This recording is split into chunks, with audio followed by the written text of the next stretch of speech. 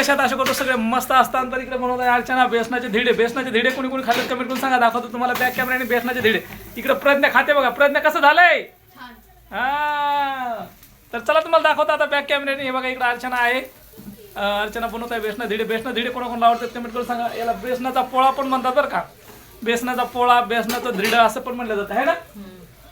तर बेसनाचा पोळा तुम्ही कोणी कोणी खाल्लाय कमेंट करून सांगा. दाखवतो तुम्हाला आता बॅक कॅमेराने बेसनाचा पोळा. इकडे आहे बेसनाचा पोळा. बेसनाचा पोळा तुम्ही कोणी कोणी खाल्ला नक्कीच कमेंट करून सांगा. हे बघा खूप छान असा बनलेला आहे आपला बेसनाचा पोळा. आणि इकडे पण बनवत आहे अर्चना. हे अजून बाकी आहे आणि इकडे पण चालू आहे. तर चला व्हिडिओ आवडला तर लाईक करा कमेंट करा. सगळेजण बेसनाचं धिडं घेऊन बसलेले आहेत. इकडे दादू आहे. दादूचं बेसनाचं धिडं. हे बघा इकडे प्रज्ञा आणि थोडा चिकट भात बनवलेला आहे. आणि त्या सगळे बेसनाचे पोळे बनवलेले आहेत. हे खातात. तिकडे अर्चना बनवत आहे अजून. हे बघा हे माझ्यासाठी. आता हे माझ्यासाठी ना. हा तर बघू शकता हे माझ्यासाठी आहे. आता मारू याला पलटी पटकन तेल टाकून. हे बघा आता पलटी मारत आहे अर्चना.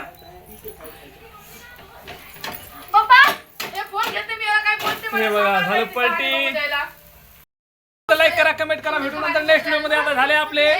तर चला भेटू नंतर नेक्स्ट व्हिडिओ मध्ये. बाय. घ्या काळजी. घेऊ नका मित्रांनो.